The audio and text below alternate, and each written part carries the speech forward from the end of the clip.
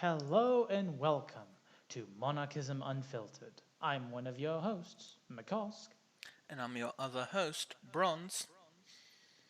and after the unexpectedly but not unwelcomedly extended vacation from making episodes, we come at you here and now with the third episode on the Feudalism series. Oh yeah, it's a big one.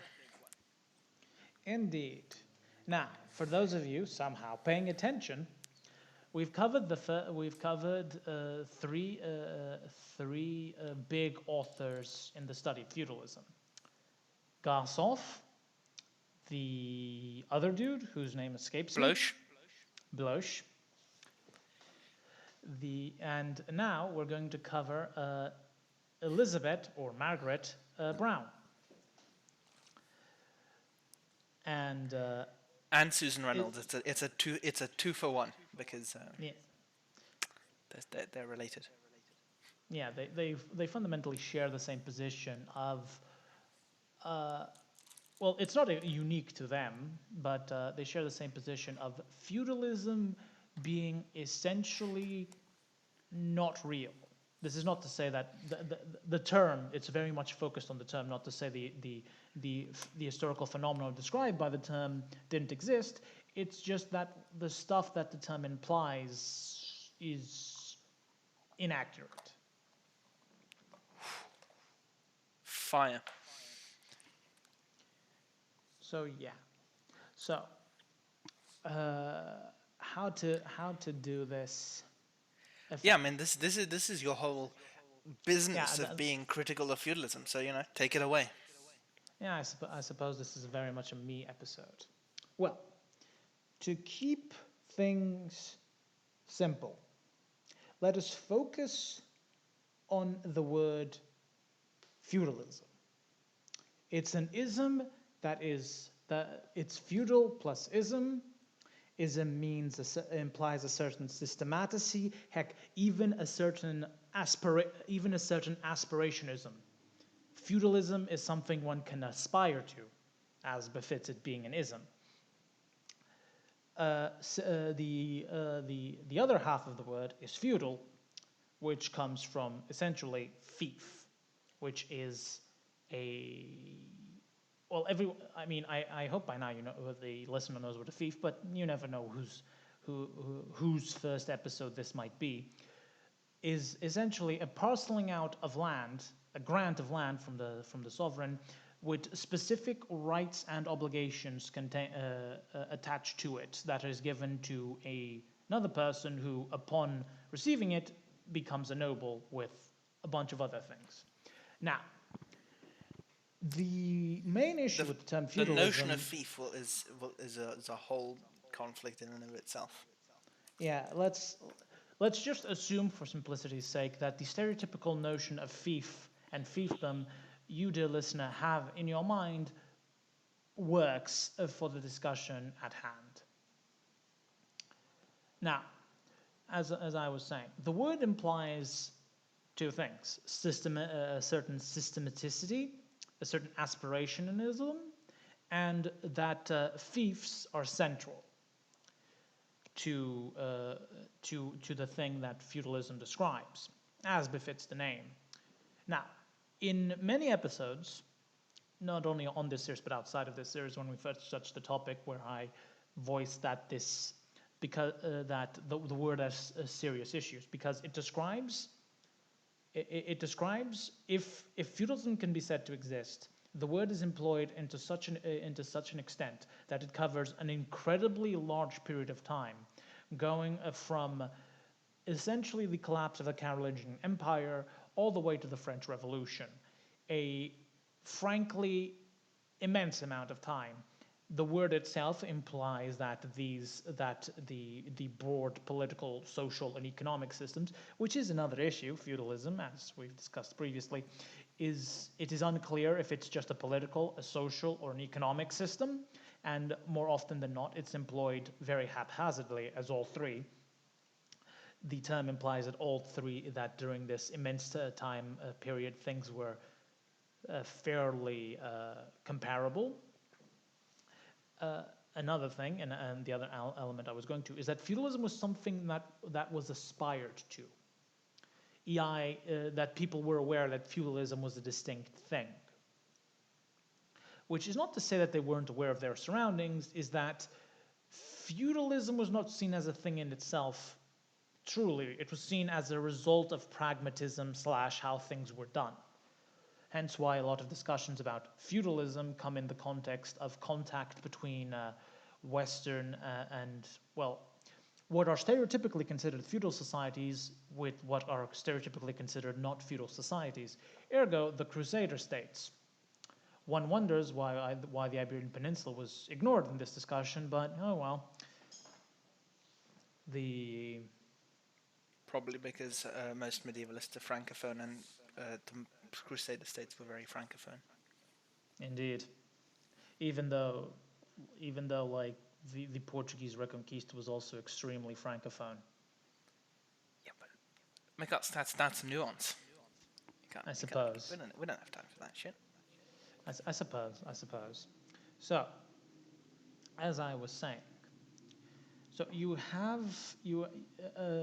so aspirationism. Now, the centrality of the fief. Was the fief central throughout the massive time period between the fall of the Carolingian Empire and the fall of the Kingdom of France? In this, additionally, super arbitrary and hyper restricted and Francocentric understanding of the time frame in which feudalism applies. That the fief remained central throughout, which, suffice to say, is kind of an absurd take, because while true feudalism, sub-infeudation was important, especially early on and in relation to England, you know, the Dukes of Norway being kings of England, being Dukes of Aquitaine, complicated things. I'm sorry, Dukes of Norway? Norway, Normandy. That's right. I mean, there were kings of Norway who were involved, but that's different. Yeah.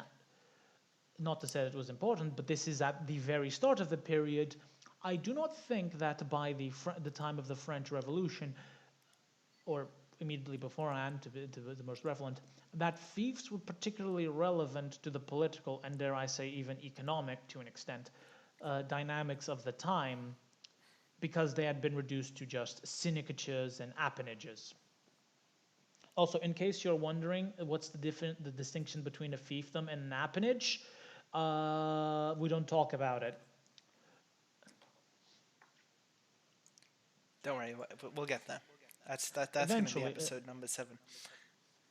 Yeah, episode number 7, and then we discuss appanage worship entirely. Yeah. So as I was stating, so. But Mkoqsc, who came up with the idea of being critical of the notion of feudalism? Well, if we go by because in a rare twist of habits, dear listener, while me and Bronze do research the stuff we talk about, we have the somewhat weird habit of not reviewing it immediately before episodes, so it comes more free-form and less structured. Though due to concerns of like getting back into the speed of things, we did both reread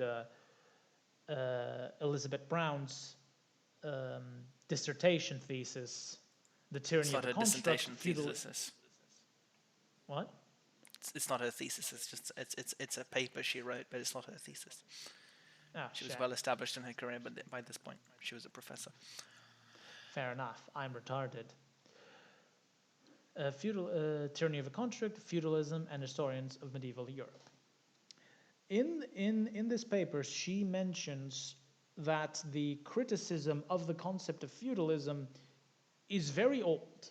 Well, not as old as feudalism, of course, but that by the start of the 1900s there were already criticisms being levied against the term, is to put it bluntly. but the start of the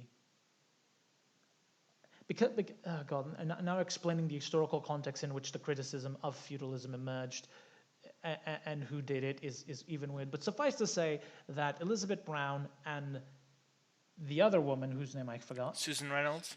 Susan Reynolds. Jesus Christ, what's up with me today? Their criticisms got a special impulse because of the context, because they were essentially questioning feudalism during what has been now recorded as the Great Definition Wars, or debates. I prefer the term wars, in which, in which the name says it all, definitions of stuff were being widely discussed in many fields, primarily social sciences, but it was a bit throughout. And Susan Reynolds and Elizabeth Brown basically represent the medievalist front of this. So in many ways, well, to call them the culmination of the thing is a bit too early, because feudalism is still in common usage, both in an academic field and in common usage. But they are the contemporary incarnation of a thing that of an ongoing debate that has been ongoing for quite a while now. Indeed, fact, in Tyranny of a Construct, Susan Reynolds, Elizabeth Brown does point out how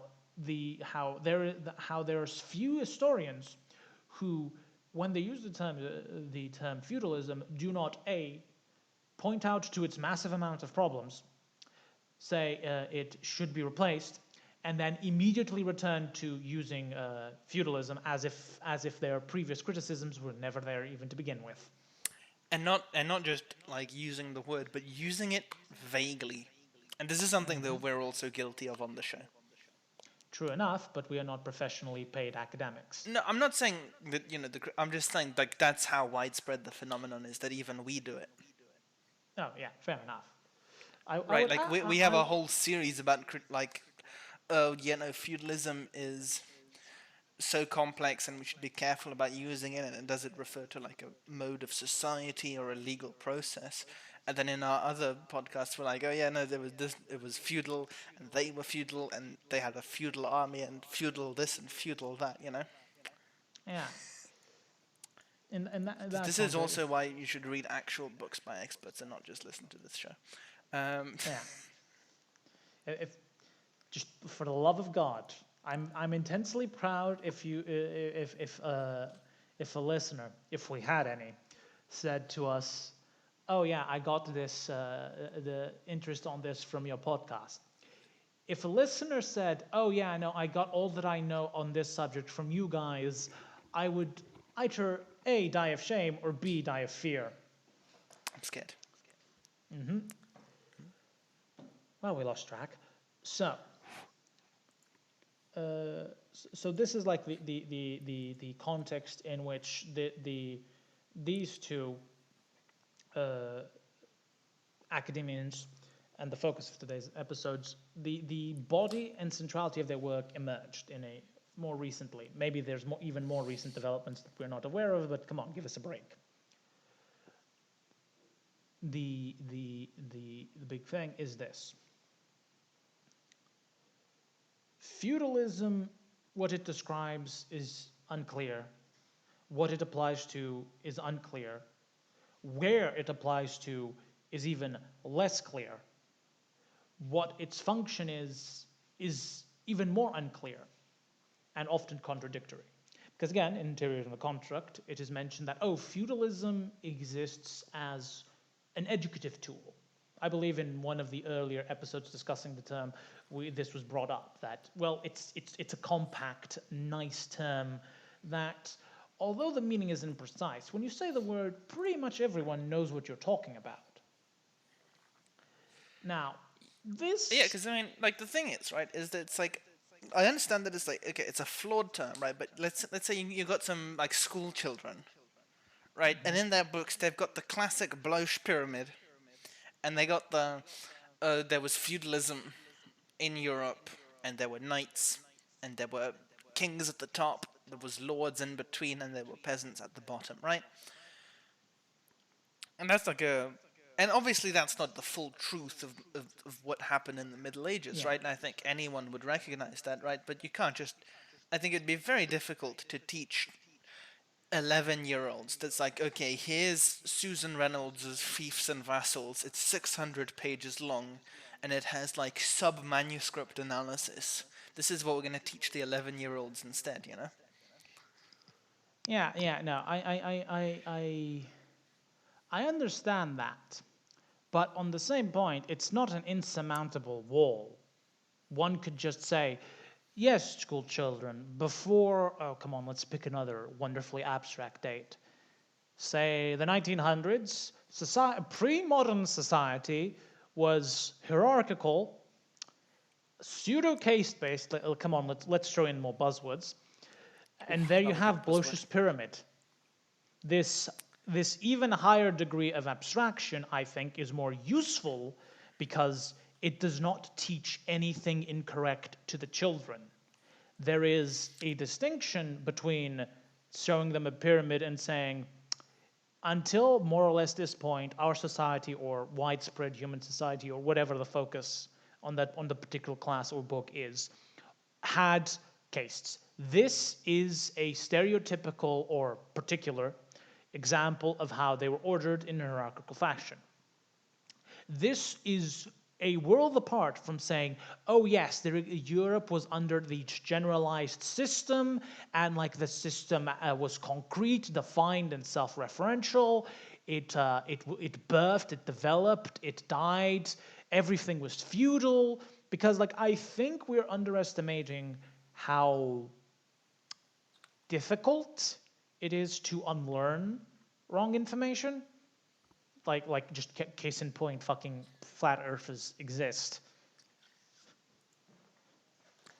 Yeah, but I don't think flat earthers are about because they were taught a reductive model of society in school. I think that's a very different phenomenon.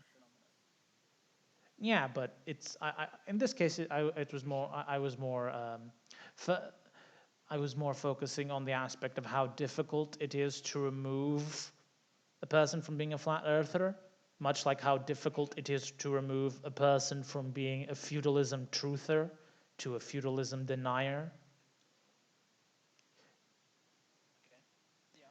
Those are the terms we're going with. I have absolutely no shame.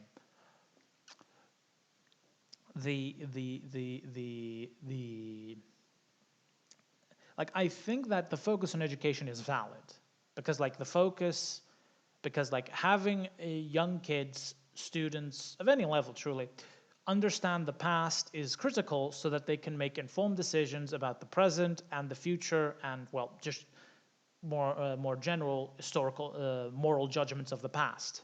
So making sure that they understand the past is critical. By that exact same token is why we should not use the word feudalism.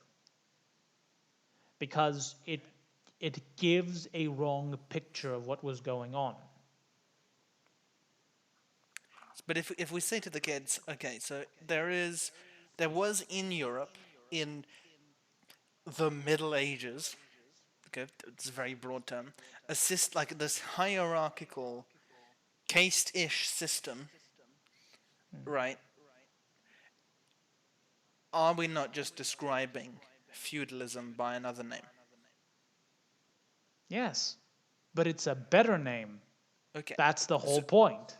Okay, so right, so you want to, the point in your mind isn't the legal process of enfeoffment, right? No, because like it would be during the like time the stratification of the classes, right? So it would be more akin to the Marxist understanding of feudalism.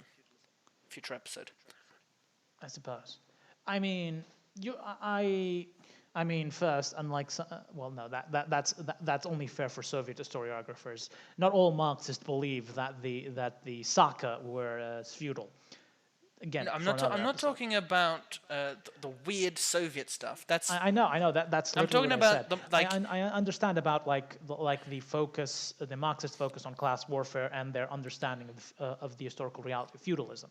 Right, even I Western had, Marxists, when studying feudalism, discuss it in terms of the relation not between a lord and vassal, but between lord and peasant. Right, that's the bit they're interested in, and like, yeah, well, the right. the the I'm not talking the about the Scythians or feudal stuff that some of the Soviets came up with. Also, yeah Futurips. yeah. No, I understand that bit. First, I would not be so reductive Okay. because although I'm focusing here on class at the start, it would not just be that, because what I would use to describe the word or the phrase I would use to replace feudalism is pre-modern or pre-contemporary European society. And I would define such a society because a society necessarily includes a legal, social, and political framework, because that's part of, because I think, at least to me, those are kind of baked into the concept of society to a certain degree. Uh, Pre-modern society is just very fragmented, but very corporatized. Corporate as in body, not corporate as in corporation, though that is the origin, the etymological origin of the word. In very fractioned in various groups. The nobility themselves, for example, in many medievalist studies, are treated as this solid mass, which is ridiculous because the struggles between the high nobility, the low nobility, the emergent court and bureaucratic nobility, and how some countries had stuff like this, and very particular, does not, like, this is critical for the development of some countries. Like Prussia, for example, can be seen as okay, in a medieval, as the hypothetical answer to a hypothetical question. What would happen to a feudal society, in air quotes, if the lower nobility just won the game real hard? The answer would be something along the lines of Prussia, which was, unlike other contemporary societies in which the high nobility played a tremendous role and dominated a lot of institutions, the low nobility, the Junkers, dominated it throughout. So much so that, well, nowadays people mistakenly just assume that the Junkers were the uh, were the were the high nobility, which they weren't. That would be the Uradel. No, wait. No, it wouldn't be Uradel. Uradel is blood nobility, and some blood nobility were Junkers. It's the Heukedel? No, fuck it. I can't remember the specific German term, but Look it up. suffice to say that definitionally, the Junkers were not high nobility. Yeah. Okay. And I think that this focus on group v group dynamic, which we have to explain that they did tentatively organize themselves in a hierarchical fashion, but I think that focusing on the interplay between the groups and how the hierarchy was not universal or even consistent throughout Europe is much easier to then when you're trying to learn to, like, say, go into more specific medieval studies, is a lot easier to I don't know, course correct by than the essential process of unlearning that is required with the term feudalism. Okay. But isn't the idea of feudalism, right? Because even though we have this understanding that it's deeply flawed, right? And I'm doing the thing that the exact thing that Elizabeth A. R. Brown talks about with like they're like yeah, no, feudalism, it's so vague, it's so unuseful, we really should do something better. Feudal, right? Like there is still like a gravity to the word feudalism that, like, when you say that, like, there Well, was a duh, it's it feudal thing, it right? I'm I still can communicating something useful, right? So we would lose, right? Like it's a flawed abstraction, but at some like level, all abstractions are flawed, right? And it's only through these to get Weber about it, ideal types that we can do a lot of analysis of the past, right? So, I like, if we say, suppose, but I suppose, but like there are abstractions and there are abstractions, Bronze. okay, To again, like, directly take an example from Tyranny of a Construct, agriculture and war are abstractions, useful ones indeed. These abstractions are not comparable to feudalism because war and agriculture refer to concrete things rather than the eternally nebulous. Because Bronze, what exactly is feudalism abstracting? the social dynamics of medieval life. Then why is then why the social dynamics of medieval life? Then why does it use the term fief in the name, in the etymology? So it's a really great question, and that's sort of moving into the second author, Susan Reynolds, who is very critical of the notion of fief and vassal. That it's very easy to throw about, but Yeah, I mean, right, okay, but okay, so let's breach the topic of not what a fief is, but like the centrality of the fief to medieval life, because is I the mean, fief even a medieval concept? dubious in the, I mean, Because that's okay, obviously okay, okay, okay, okay. one of the things that Susan Reynolds talks about, right? Is that she claims it's a concept come up with by early modern lawyers looking at medieval sources. Yes, because we're like, because, and this is when I talk. That touches tangentially into what I was referring earlier to, like feudalism is something you aspired to. It was something that was recognized at the time. Now, here is a complicated. Here is where semantics gets kind of awkward, because if you were to ask a medieval lord or a medieval literati, whoever, if you ask them what was a fief, they would give you a definition. They would recognize the word, provided you said it in their language, of course. They would like, there are books cataloging the fiefs. The issue is what this term fief implies here, and its connotations and dynamics, etc., is not what the term fief is used as. Because, uh, because again, to them, to the historical personage living in that, feudalism kind of existed in a vacuum. A fief kind of existed in a vacuum. A fief was something you do because it had historically it increased state power or control by the king or the monarch, what have you. A fiefdom was attributed because it had benefits, either to the individual, to the state, you name it. This was seen as pragmatic, like this was done as a matter of course because it was, as a matter of course, useful. In the historicist discussion of feudalism, this is the exact same action is radically recontextualized as part of a program of feudalization, which is nonsensical because that does not describe what was historically going on. There was not really a program or an abstract ideal of feudalism, no more so than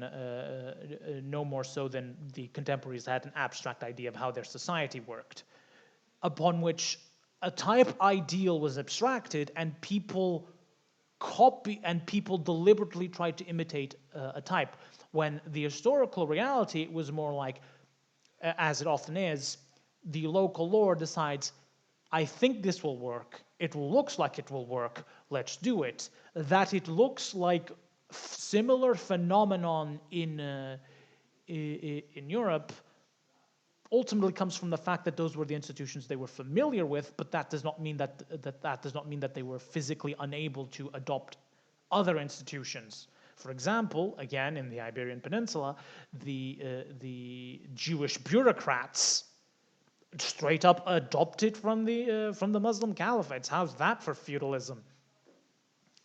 Like, right. So I mean, you say obviously they were physically able to adopt other systems, right? But like and I'm going to do the cliche thing here of bringing up the Crusader States, right? Like, I'm sure, like, if you asked the Crusaders themselves, right? Like, they wouldn't tell you that, like, oh, we're carrying out this normative ideal of feudalism, right? Because that's like a whole lot of concepts of philosophy of history that weren't around yet in the 12th century. But the states that they created in the Levant were obviously different from the heartland of feudalism, which Gansov says is between the Loire and the Rhine, right? Like that's right. But it harkens back to the ideal type, right? So it's like because they were familiar with this mode of governance from their time in Europe. I actually dispute that. Okay. I forward the position that due to the centrality of the hot court, the high courts of law, composed by the barons and the king in the kingdom of Jerusalem, that centrality and that focus and the politicking and jockeying that there happened central to the political life of the kingdom of Jerusalem was much more closer to the stereotypically Arab and / Muslim diwan than any type ideal situation or framework of contemporary feudalism. I literally am forwarding the position that the focus on fiefdoms rather than the focus on the individuals interacting with one another and how this impacted the development of the kingdom of Jerusalem literally aids on the misrepresentation of the time period. Because, like, that's just the position I hold. The hot court and the extremely high influence of the nobles gave itself to a body that functioned and had the centrality and the propensity towards high level politicking of a way you don't quite see to that intensity in other quote unquote feudal Western states. Like, I literally think that by using the word feudal, we create an improper depiction of what mattered for the kingdom of Jerusalem. Okay. Because okay, fair enough. I mean, calling the Crusader States feudal is of course stretching it, right? yeah, Yeah, but like, you know, on just a trivial, okay, on just a so, trivial level. I'm gonna pivot. I'm gonna pivot, and I'm pivoting to the heartland, right? Between the Loire and the Rhine, right? So like northern France, not even most of northern France, right? Just And northern France. yeah, and Western Germany, I guess. Right? There is this thing, right? It's a like there's a real continuity of system, right? Yeah, right? I mean, in a large extent because it's a geographically constructed area, right? But like within this area, we can discuss feudalism as an ideal type, and then say, oh, feudalism in Picardy or Westphalia.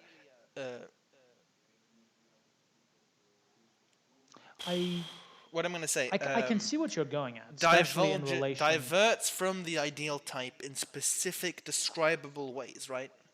And we can describe feudalism in Picardy as it contrasts to the ideal type of feudalism in the whole of the feudal area.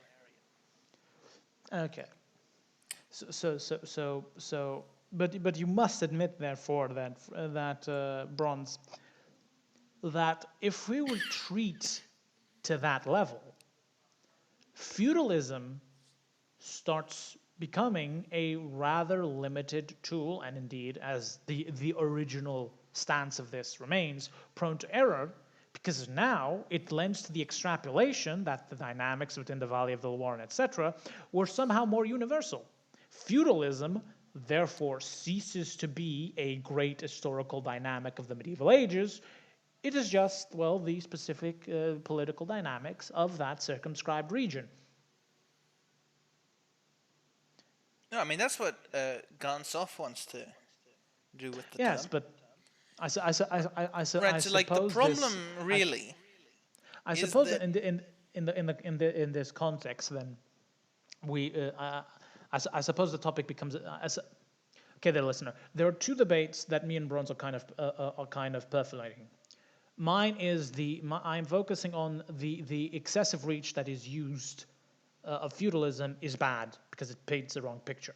Bronze is saying that the word in the abstract can be salvaged, and he is using the very specific, very concrete, and I mean, I've not read every single paper on the fucking matter, but it seems to hold true fairly consistently throughout, fairly and consistently with fucking 17,000 million air quotes, but for the purpose of what we're discussing here, it holds true.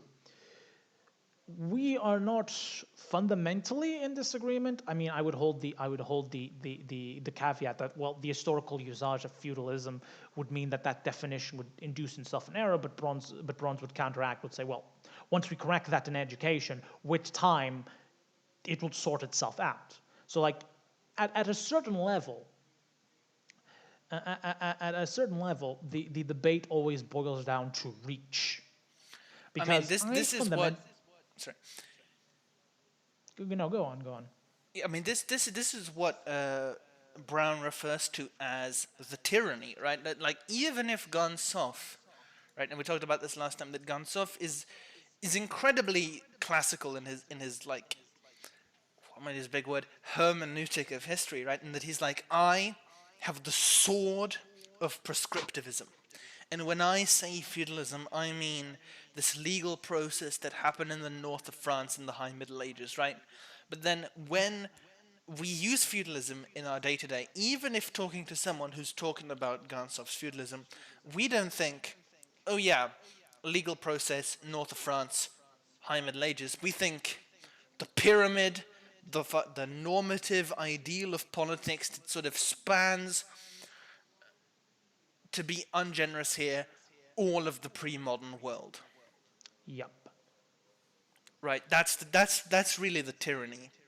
Is that despite however careful Gansoff or others like him have tried to become about specific feudalisms, or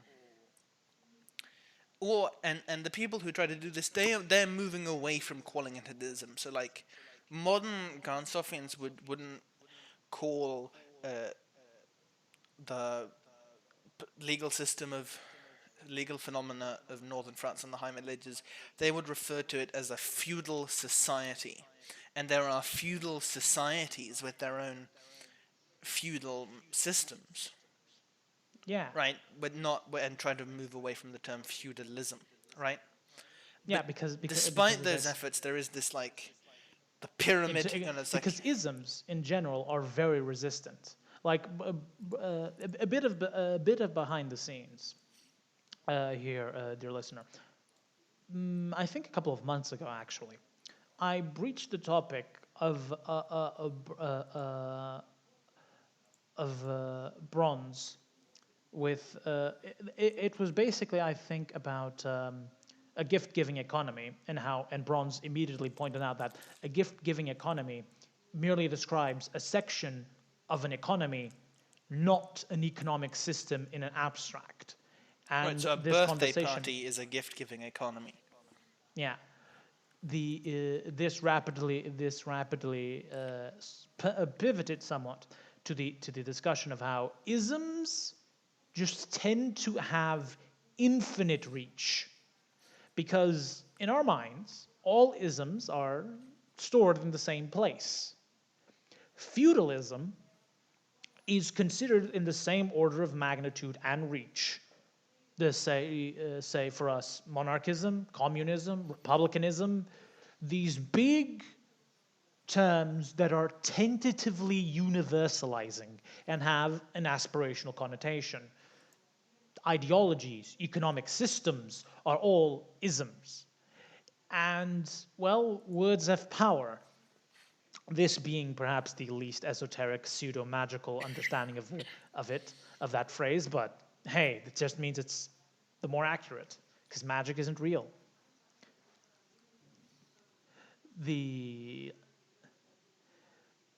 So like the issue, I mean, one can then further branch the point. Well, then it's not really an issue of falling of feudalism now, is it? And yada yada yada. But God damn it, this is a series about feudalism. We can't endlessly expand the reach of the scope of the episodes. Otherwise, we'll end as feudalism did, or has. Yeah, I mean, it's been 40 minutes, and we've discussed, not even gotten really into the meat of Susan Reynolds.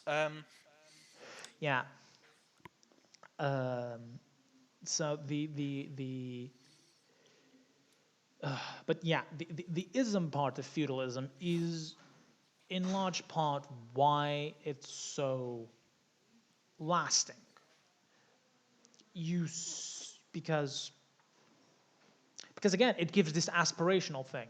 Because if you assume it to be aspirational, because of course we would never arrive to the like the term would have never gained this aspirational notion in even remotely academic circles if such was not useful. Because if we assume that feudalism is something you aspire to, is something that people were aware, a type ideal that they tried to impose, certain phenomena become trivially easy to explain. Because, for example, let's go back to the old example, to an example brought upon here. The Crusader States, what were they doing? Well, they were trying to implement feudalism. That's why they created land barons. That's why they created this and that. Because they knew feudalism, thought feudalism was good, programmatic desire to expand this. Because if they didn't have such aspiration, why didn't they just opt for a centralized, hyper bureaucratic state as the other? Well, hyper bureaucratic is a bit of a strong word, but more bureaucratic government, a la the style of the other Muslim states that they conquered. Well, it turns out there's a crap ton of reasons why they didn't. The least of which, if it was a reason at all, was because they aspired to feudalism. Another example where this is more compacting is like the emergence of quote-unquote feudalism in Russia in the Renaissance, a time period which is not associated with the booming expansion of feudalism, whatever it describes, is now being implemented centrality by the central state in Russia. And I've heard this phenomenon described, I've heard this phenomenon and this specific process, the implementation of feudalism in Eastern Europe and how it happened after it emerged in Western Europe, and how, well, if you're lucky, they will mention how it was implemented by the central state rather than an emergent deal that existed between the high lords and between big lords and smaller lords in Eastern Europe. To say that I've heard this single phenomenon described from as far as early Russian attempts to westernize, which there's a lot to unpack on that term, to pseudo-colonialist understandings, and I use the term colonialists here in the very loaded term,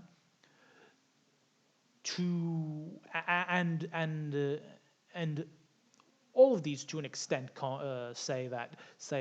admit that, well, this was in part motivated by pragmatality. The state had limited reach, reached beyond the great cities of the Kievan Rus, wanted to expand its control of the hinterlands, so feudal lords were plopped.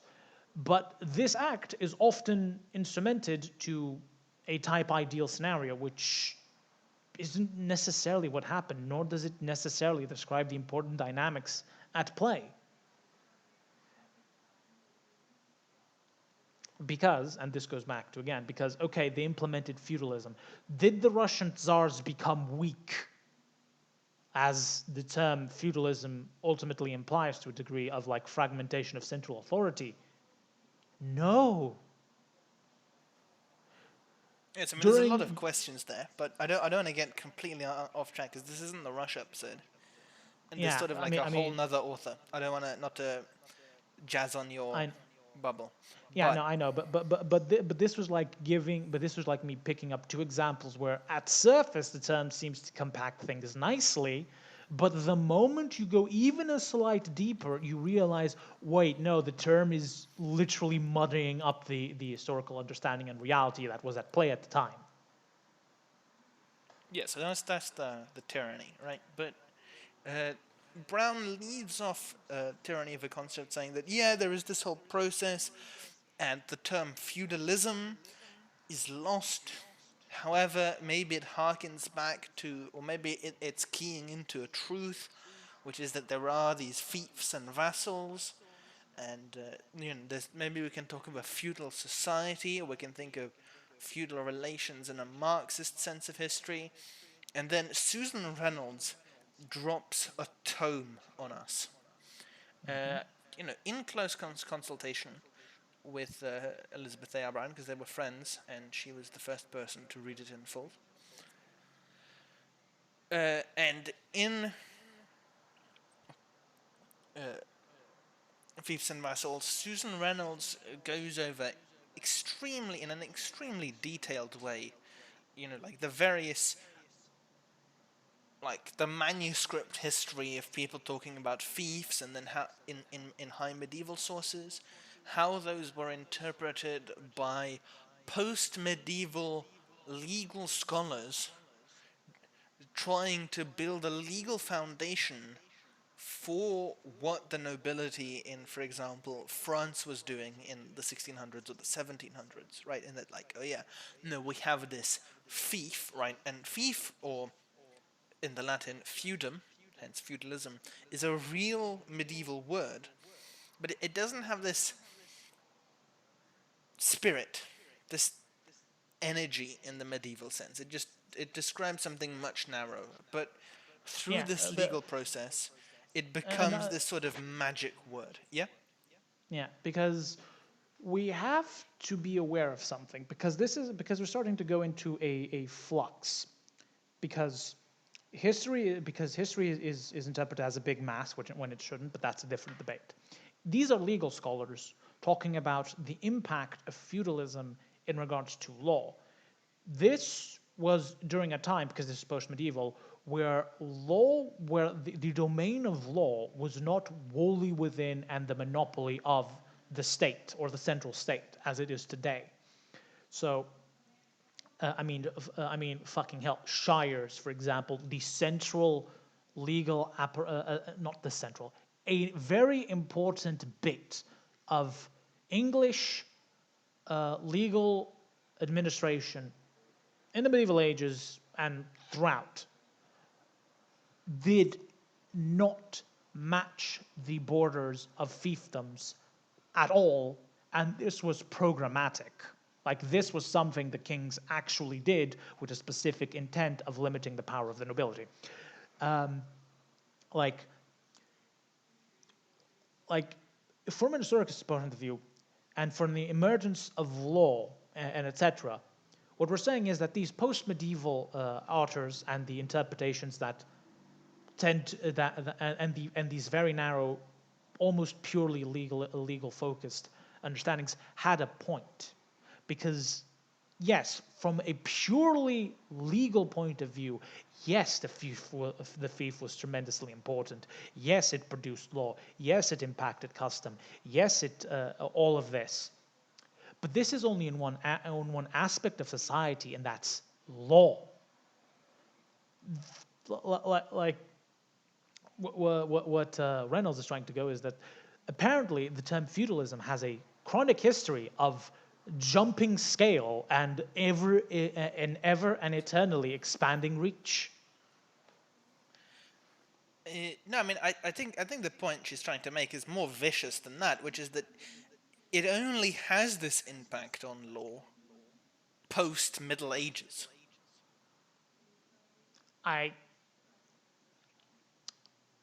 mean, a part of me wants to say that that's a bit too harsh, but another part of me remembers that, well, she does have a point because, for example, if you were to ask, okay, Mkoqsc, again, Kingdom of Portugal here, what was the most relevant legal institution throughout the majority of the kingdom's existence? The answer, well, not throughout the majority of the kingdom's existence, throughout the medieval ages. The answer would be trivial. The fueros. Like, these were tremendously important legal documents. Feudal, like the law of the lord, like this private law. Do you want to know when it became politically relevant in Portugal again? Past the liberal revolution in 1822 was when personal law became politically relevant because, well, people were discontent with the law provided by the central state at the time, and they turned to feudal lords as a recourse to law. Suffice to say that I have yet to hear any definition of feudalism that includes the 1820s as a matter of course. I mean, well, the interesting thing about that, right, is that one of the earliest feudalism scholars, Maitland, in the 19th century, when asked about,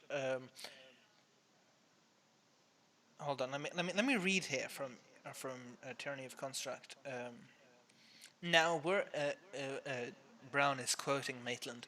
Now were an examiner to ask who introduced the feudal system into England, one very good answer, if properly explained, would be Henry Spelman. And if there followed the question what was the feudal system, a good answer to that would be an early essay in comparative jurisprudence.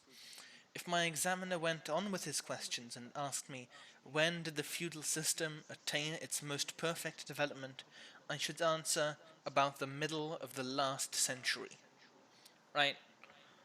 And I mean, I've for a long time dropped this hot take when, and we're getting. I mean, we'll get back to it in the Russian feudalism episode, but there is only one Russian feudal monarch, and it's Catherine the Great. Yeah. Again, that's a take, a very interesting one for another episode, dear listener. For another episode. But the take it's only valid if you accept the and when I say there's only one feudal monarch of Russia, Catherine the Great, there again I'm using feudalism in this weird pseudo magical sense, right? Because if we go back to Gantsov and it's like the Russian monarch most in line with the legal processes of high medieval northern France, right? Like, then it doesn't make sense. But like, if I use, right, so when making that hot take, I am once again doing the thing where, despite, and I've read Reynolds and Brown, and I've immersed myself in that like feudalism critical literature, and just now I just magic worded it. Like, that's how pervasive the term is. Yeah. This goes to show that I don't think that even the most hardliner defenders of feudalism defend the reach that it currently has. Sure. Yeah. Anyway. I mean, case in point, Gantsov. Yeah. And like, I think all historians, with a more effective or less effective degree, realize that it is problematic, it clouds the understanding, it mixes things up, faultily explains processes, a lot of things. And that the state of like medieval and really pre-modern scholarship in general, because although we are largely focusing on the medieval period because like that's the easiest way to dissect it, because everyone pretty much agrees that whatever feudalism was, it had its meat and potatoes in the medieval period. But like it gets even more fucky the more back or forward you go from the medieval period. Like, was the late Roman Empire feudal? Or how did the dynamics of feudalism impact the French Revolution, or the rise of Prussia, or the dynamics of Austria? Like at the core, it is when we are discussing things in terms, when you're discussing like the core, it's typically where it's at the most simple. And as you might have guessed by the fact that we have so far three-part series on it, it's not. So, dear listener, if you're shuddering at the thought of the degree of complexity the question and discussion takes when talking about these two temporal extremes, suffice to say that I don't think your body can shudder enough to truly encompass the amount of complexity that is being discussed here. Yeah, I mean, it's a fascinating thing with feudalism, right? Because this even, if we agree that it's not like a real thing or it's not a useful idea, right? And I mean, once again, Susan Reynolds' book is incredibly complicated, right? Because she goes area by area, and she goes like and she talks about signifiers and the signified. Like she goes into some genuinely pretty thick philosophy stuff in her Yeah. book about medieval history, right? That's how it gets. And Yeah. honestly, we could make many more episodes about fiefs and vassals, but it's this incredible tenacity of the idea that despite us, and I mean, I've been devil's advocating for the notion of it in this episode, but I mostly agree with Mkoqsc that it's an idea that has many flaws, right? But despite us agreeing that it's like, oh yeah, no, it's a terrible thing, obviously, right? It isn't actually describing the past, right? Like no one, like medieval people wouldn't describe themselves as living in a feudalism, right? And despite all of that, we're still talking about it at length, right? Like that's the strength of the idea. Yeah. Another thing is that this is getting more. This is going more into the signified bit of it. Like the because I personally subscribe to the idea that terms last or cease to use when they're useful, and when people have attached them to them. And feudalism is tremendously useful. Now you might now, the listener, you might ask, Mkoqsc, you are 57 and 30 something 57 minutes and 32 or 30 something seconds into a video discussing how nigh on useless the term feudalism is. How can you possibly claim that feudalism is incredibly useful? Simple, it's an incredibly useful term of abuse. Feudalism, no matter how you look at it, perhaps outside, especially outside of the context of the study of history, but even within the study of history, has an incredibly negative connotation. Literally, the downfall of certain states is straight up attributed to feudalism ipsis facto. To give a somewhat obscure but true nonetheless episode, the fall of the Kingdom of Bosnia, which was a surprisingly powerful medieval kingdom, which a lot of Serbian nationalists and Croatian nationalists would revolt against the notion, is often said, oh yeah, it fell down due to feudal fragmentation. This is not to say that the term in which is being described is wrong. I'm saying that the word clearly has a negative connotation. And it's just incredibly useful to some people to say feudalism is bad, the past is feudal, ergo the past is bad, we, the new shit or the new thing or what have you, it becomes a very useful term to badmouth the past and say, oh, because it's feudal, it's bad. And because it's bad, we shouldn't care or listen or try to learn anything new from it or reflect deeper on it, yada, yada, yada. It's bad, it's the old shit, the new shit is the new shit.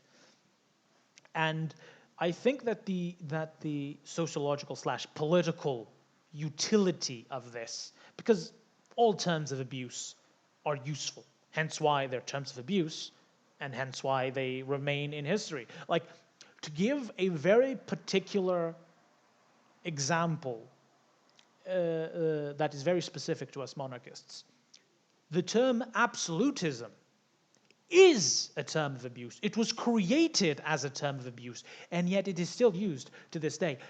Arguably, the term absolutism has essentially just as much problems as, well, not quite as much. It has a few select less, but has a comparable amount of problems as the term feudalism. And yet, like, it's gone even further, in which, while feudalism is this thing that was not programmatic, that is given this programmatic thing, absolutism, especially amongst monarchists, went from is wholly programmatic. Like they're I've met tons of monarchists that are only familiar with programmatic absolutism and not like the historical reality of absolutism. To give an example, because Right, but self-identification, other programmatic people use absolutism as a byword, as again a term of abuse to describe shit. And this is why I think that like Susan Reynolds' focus on the signifier and signified, etc., etc. But Like has a point. she tries to avoid them a little bit and uses so she talks about the signified and the signifiers for like a page, and then she says she doesn't like those words because she doesn't think that they're appropriate necessarily for history, though she understands why they're significant in philosophy, and she comes up with her own whole set of words with phenomena and like it's very complicated, but yeah. Yeah, but the kernel of what she rose, because I'm not here talking here much about Reynolds, it's just like a personal take, like my take on the logistics that allow the term feudalism to remain essentially unchanged to today. Like my take is, well, yeah, it's politically useful, and God knows that things that are politically useful just have a habit of lasting a long time. Yeah, and on that bombshell, I think we're gonna leave it for tonight, because that was a lot to chew on. But, Yeah. feudalism and its nature and its tyranny and its pervasiveness and why we do the things we do, But yeah. Kind of interesting that in this episode we were literally just discussing the word, because in all others we did discuss like the historical reality as like a centerpiece of it all. In this one, the centerpiece was literally the word in a vacuum, with the with the historical reality being like a sideshow. And I think that's a very astute observation, and I know I said the bombshell thing, but there's more here. I think it has to do with how the writing of history changed between, for example, the time of Gansoff and Bloch and the time of Reynolds and Brown, and right, because this great definition war erupted, right? So, to paraphrase Karl Rahner, where Gansoff spoke with certainty, we no longer can. Yeah. Right, like Gansoff had immense surety, right? So much so that one of the big things of the last episode was me trying to get across to Mkoqsc just how sure of himself he managed to be in his writing, right? Like he in his book believes he has the okay, that's He's cracked the code. Yeah, that like he has the eternal power to define the word feudalism now and forever, right? That what he says it is what it is, right? Like he has the sword of meaning, right? And Reynolds and Brown are like, okay, yeah, we have to talk about signifiers, and it's complicated, and history's tied up with all these notions of truth that we have, and when we write history, we're participating in like a normative cultural process because our writings are influenced by our society, right? So like this whole thing has happened in between there, and this is the great like war for definitions, right? Like none of the words are certain anymore, right? Yeah. Well, largely because like well, I mean, we're already extending the runtime. I might as well go with this because there's no other question. Well, largely because like the field of history became aware of how intensely politicized it was, because this is always tangential, and as you might have and as you might have related with our conversation with biases and like for example to the American audience, the notion that the field is too politicized and this leads to uncertainty, etc., etc., etc., and how they think that like that's a recent phenomenon that just started like relatively recently. The issue is one of awareness largely. That the participants in that field of study, to not to say that they just woke up to justice and wait, no, all of this is biased and like assumes a shit ton of things that have nothing to do with like the scientifical and sometimes even moral integrity and purity of the field, though that is sometimes the picture at play. Like it's like, because I pointed this in the previous episode how Gansoff was very much French, like Right. I mean, he's got this sort of truth, right? But I mean, his writings are very caught up in the language politics. You know, let's just say French v Flemish disputes happening in Belgium at the time, right? Yeah, like the reason why now we can no longer speak with such certainty is not because we became less able to in a physical sense, or that we know less in a way. We now know more. This is just trivially true. It's that people became aware that certainty is not neutral. And in the interests of forwarding the fields, it's like no longer taken because I don't want to encourage here, Bronze, even if accidentally, a nostalgia for the high level prescriptivism of yesteryear's history. I do think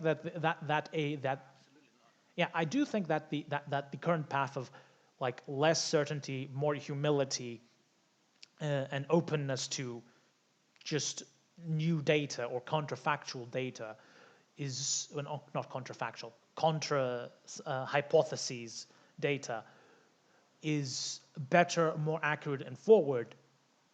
It's just that I don't want the listeners to get the impression that the climate of uncertainty that seems to permeate both hard and soft sciences these days is somehow a hallmark of a degeneration or degradation. It is in fact the hallmark of a renewal. Sure, the times are turbulent and shit flinging abounds, but eventually we too shall overcome this. Well, we as in humanity, not. You get the point. And on that bombshell. Yeah, I guess. Yeah, have hope. I mean, the reason we spent an hour roughly talking about just the word itself is because it's really important and really interesting, not because of today. I mean, Susan Reynolds talking about signifies what a libcuck. No,